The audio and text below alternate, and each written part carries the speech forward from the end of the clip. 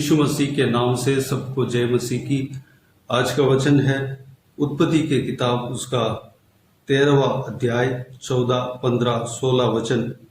जब लूत अब्राम से अलग हो गया तब उसके पश्चात यहोवा ने अब्राम से कहा, आंख उठाकर जिस स्थान पर तू है वहां से उत्तर, दक्षिण, पूर्व, पश्चिम चारों ओर दृष्टि कर, क्योंकि जितनी भूमि तुझे दिखाई देती है उस सब को मैं तुझे और तेरे वंश को युग युग के लिए दूंगा, और मैं तेरे वंश को पृथ्वी की धूल के तिनकों के समान बहुत करूंगा, यहाँ तक कि जो कोई पृथ्वी की धूल के तिनकों को गिन सकेगा वही तेरा वंश भी गिन सकेगा। मेरे प्रियो, यहाँ पर परमेश्वर के दास अब्राहम को जो परमेश्वर ने आशीष का वाचा दिया उस विषय के बारे में हम देख सकते हैं। जब अब्राहम को परमेश्वर ने बुलाया, अपने इच्छा के अनुसार, अपने योजना के अनुसार उन्हें बुलाया, तब वह अपने भतीजे को भी साथ में लेकर आया। यानी कि 12 अध्याय पहला वचन में हम इस विषय को देख सकते हैं। यहोवा ने अब्राहम से कहा, अपने देश और अपने कुटुंबियों और अपने पिता के घर को छोड़कर उस देश में चला जा जो मैं तुझे दिखाऊंगा। यहाँ पर परमेश्वर अब्राहम को अपने देश, अपने कुटुंबी, अपने पिता के घर को छोड़कर कनान देश में आने के लिए बुलाते हैं। लेकिन अब्राहम अपने भतीजे लूत को भी साथ में लेकर आता है, क्योंकि लूत का पिता मर गया था, उसको देखभाल करने वाला कोई नहीं था। अब्राहम और सारा ही उसको देखभाल कर रहा था। लेकिन लूत को अब्राहम के साथ रहना परमेश्वर का योजना नहीं था। एक मजबूरी के कारण वह अब्राहम अपने भतीजे को साथ में लेकर आया। एक सिचुएशन ऐसा आ गया था कि परमेश्वर अब्राहम को बहुत आशीष देता गया। लूत भी प्रभु के दास था, लूत को भी परमेश्वर बहुत सारे से आशीष देता गया। इस विषय को हम 13 अध्याय में पहला वचन से लेकर 7 वचन तक हम देख सकते हैं। अब्राहम के विषय में दूसरा वचन में मैं पढ़ना चाहूंगा। अब्राहम भेड़ बकरी, गाय बैल और सारे रुपए का बड़ा धनी था। फिर वह दक्षिण देश से चलकर बेतेल के पास उसी स्थान को पहुंचा जहां पहले उसने अपना तंबू खड़ा किया था, जो बेतेल और ये के बीच में है। 5 वचन में लूत का जो संपत्ति के विषय में हम देख सकते हैं। लूत के पास भी जो अब्राहम के साथ चलता था, भेड़ बकरी, गाय बैल और तंबू थे। वो दोनों को परमेश्वर ने बहुतायत से आशीष दिया, उनको बहुतायत से संपत्ति उनके पास था। उन दोनों का संपत्ति को, गाय बैलों को रखने का स्थान, पर्याप्त स्थान नहीं था। इसलिए 6 वचन में हम इस प्रकार देखते हैं, इसलिए उस देश में उन दोनों के लिए पर्याप्त स्थान न था कि वे इकट्ठे रहें, क्योंकि उनके पास बहुत धन था, इसलिए वे इकट्ठे न रह सके। 7 वचन में अब्राहम और लूत के भेड़ बकरी और गाय बैल के चरवाहों में झगड़ा हुआ। उस समय कनानी और परिज्जी लोग उस देश में रहते थे। दोनों का नौकरों के बीच में, चरवाहों के बीच में झगड़ा हुआ।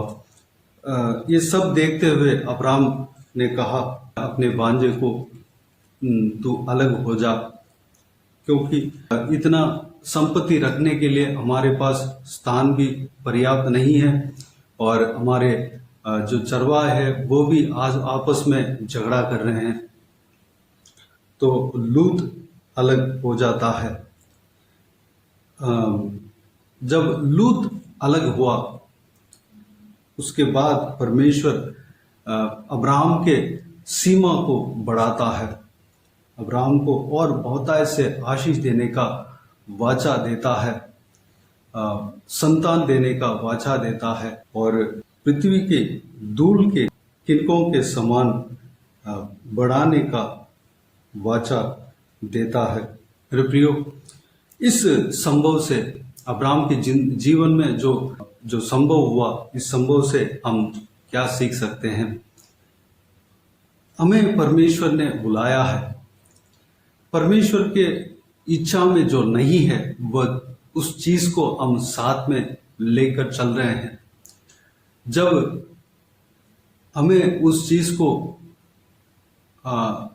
छोड़ना होगा, लेकिन परमेश्वर के योजना के अनुसार उस चीज को हमें छोड़ना होगा, लेकिन मजबूरी के वजह से, हमारे परिस्थिति की वजह से उस चीज को छोड़ नहीं पाते, इसलिए हम साथ में लेकर आते हैं।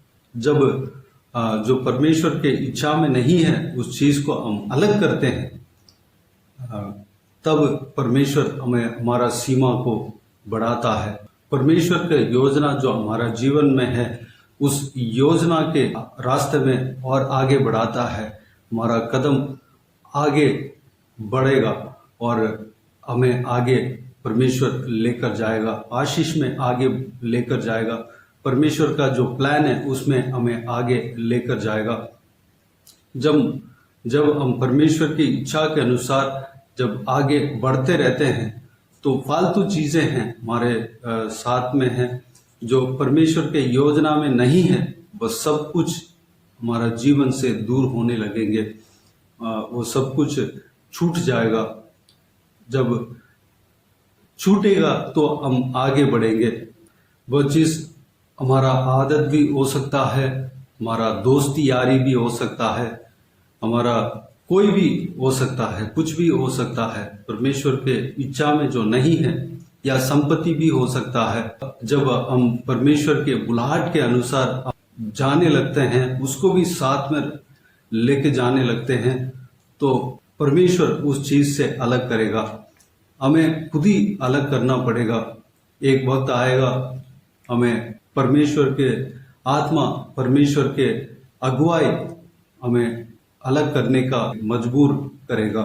यहाँ पर अब्राहम स्वयं लूत से कहता है कि मेरे से अलग हो जा, बल्कि उनका भतीजा है, उनका भाई का बेटा है, लेकिन परमेश्वर ने ये दोनों अब्राहम लूत के साथ या लूत अब्राहम के साथ रहना परमेश्वर के इच्छा में नहीं है, इसलिए अब्राहम को कहना पड़ा कि लूत से कहना पड़ा कि तू अलग हो जा। जब लूत को अलग किया तब परमेश्वर उनका सीमा को, अब्राहम के सीमा को बढ़ाया। उत्तर, दक्षिण, पूरब, पश्चिम चारों ओर बढ़ाया। मेरे प्रियो, हम सब जो इस वीडियो को देख रहे हैं, इस वचन को जो कोई भी जन सुन रहे हैं, हम सब परमेश्वर के ओर से बुलाए हुए लोग हैं। हम परमेश्वर के इच्छा के अनुसार चलने के लिए हम निकल गए हैं, हम शुरू हो गए हैं।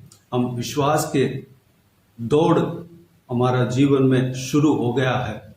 अभी हमें धीरे धीरे परमेश्वर के जो इच्छा में नहीं है वह चीज हमारा जीवन से दूर करना है।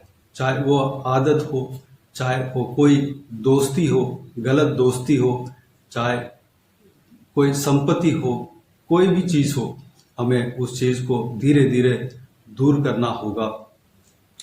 जब हम दूर करने लगते हैं तब परमेश्वर हमारा सीमा को बढ़ाएगा, हमें और आगे लेकर जाएगा। हमारा सीमा पूरब, पश्चिम, उत्तर, दक्षिण की ओर बढ़ता जाएगा। हमें जो परमेश्वर के मुद्दा जो हमारे लिए रखा है, परमेश्वर की योजना जो हमारे लिए रखा है, उस योजना तक हम पहुंच पाएंगे, उस योजना को हम पूरा कर पाएंगे। हमें उस काम को पूरा करना है। जब परमेश्वर की योजना जो काम है हमारे लिए, जो नियुक्त किया है उस काम को पूरा करने के लिए जब हम निकले हैं, वहां तक पहुंचना है, तो जो फालतू चीजें हैं, परमेश्वर की इच्छा में जो नहीं है, उस चीज को हमें हमारा जीवन से हटाना होगा। परमेश्वर उस चीज को क्यों हटाना चाहते हैं, क्यों हटा रहे हैं? हमारे विश्वास के मार्ग में, विश्वास में आगे बढ़ने के लिए कोई भी चीज रुकावट ना हो, हमें दिक्कत ना हो, हमें परेशानी ना हो, इसलिए परमेश्वर उस चीज को हटाने के लिए कहते हैं, हटवाते हैं। जब जो फालतू चीजें हैं, फालतू आदतें हैं, हम हटाते हैं, तो हम बड़ी आसानी से परमेश्वर के योजना के अनुसार चल सकते हैं, आगे बढ़ सकते हैं। मेरे प्रियो, हमें अपना जीवन को जांचना है, हमारे आदत को जांचना है। क्या हमारे जीवन में परमेश्वर के मर्जी के खिलाफ कोई आदत है, कोई रिश्ता है, कोई दोस्ती है, यारी है, या कोई वस्तु है जो कि हमें अलग करना पड़ेगा?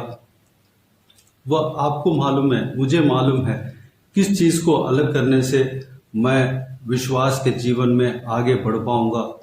हर एक व्यक्ति को, इंडिविजुअल को, खुद को मालूम रहता है।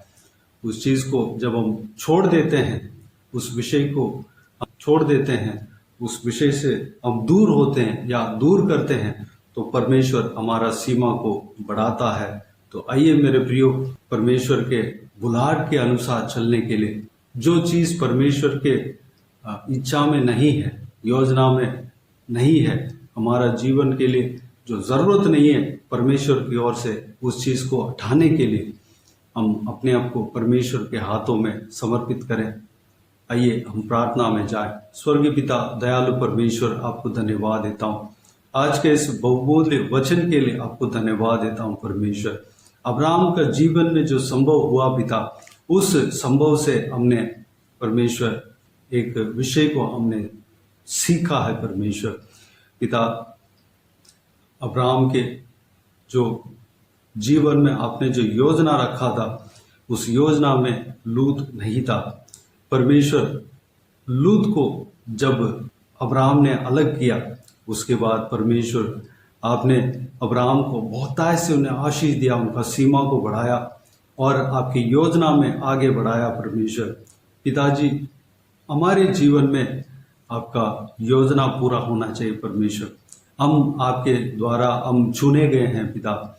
हम अपने विश्वास के जीवन को शुरू कर दिए हैं परमेश्वर पिता। हम दौड़ना चाह रहे हैं परमेश्वर पिता। आपके योजना को हम पूरा करना चाह रहे हैं परमेश्वर। उस रास्ते में, उस दौड़ में रुकावट जो कुछ भी है, हमारा जीवन में जो कुछ भी रुकावट है, सारा रुकावट को दूर करना परमेश्वर। सारा जो आदतें हैं, जो आपके जो मार्ग में चलने के लिए रुकावट देता है, उस रुकावट को दूर करना परमेश्वर। अगर हमारा जीवन में आपके खिलाफ कोई भी अगर आदत हो या कोई भी रिश्ते हो, कोई भी वस्तु हो, हम दूर करने पाए, अनुग्रह देना परमेश्वर। आपके जो इच्छा में नहीं हो, जो हमारे साथ में है, उसको हम दूर करने पाए परमेश्वर, अनुग्रह देना पिता। हम जो आप चाहते हैं वैसे हम चलने पाए परमेश्वर पिताजी। हम हालेलुया, जब हमारे रुकावट देने वाली चीज़ों को हम जब हटाते हैं परमेश्वर, हम बड़ी आसानी से आपके बुलाए हुए मार्ग में हम चल सकते हैं और हमारा सीमा बढ़ेगा, हमारा जो आशीष है और बढ़ता जाएगा। आपका जो योजना है हमारा जीवन में वो पूरा होगा पिताजी। हमें अनुग्रह देना पिता। हालेलुया, हम फालतू चीज़ों को हमारा जीवन से हटाने के लिए अनुग्रह देना परमेश्वर पिता। हमें आशीष देना, आपके योजना को के मार्ग में हम आगे बढ़ने के लिए अनुग्रह देना परमेश्वर। हम विश्वास के जीवन में आगे बढ़ने के लिए अनुग्रह देना पिता। धन्यवाद देता हूँ परमेश्वर। हमें अभिषेक देना, पवित्र आत्मा का सहायता हमारे जीवन में और बढ़ने पाए, पवित्र आत्मा का अगुवाई के अनुसार हम चलने के लिए अनुग्रह देना परमेश्वर। आप हमें चलाना पिता। धन्यवाद देता हूँ परमेश्वर। हालेलुया, सारा व्यूअर्स को इसी तरह आशीष देना पिता। आप सभी को आशीष देना, संभालना। सारा जलाल, आदर, महिमा आपको मिलती रहे।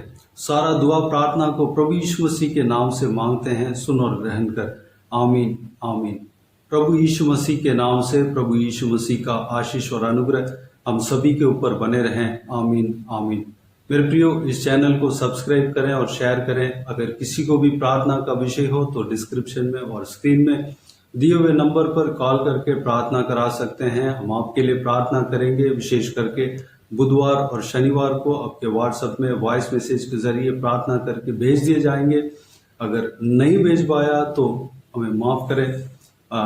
परमेश्वर इस सेवकाई के द्वारा आपके जीवन में कार्य किया हो वो भी हमें बता सकते हैं, ताकि हम सब मिलकर परमेश्वर को धन्यवाद दे सकें, महिमा कर सकें। आपके पर्सनल प्रेयर में हमें हमारे परिवार को याद करना, इस सेवकाई के लिए प्रार्थना करना, इस सेवकाई के बढ़ोतरी के लिए प्रार्थना करना, इस सेवकाई में जुड़े हुए हर एक जन के लिए प्रार्थना करना। प्रभु यीशु आप सबको आशीष दे। आमीन आमीन।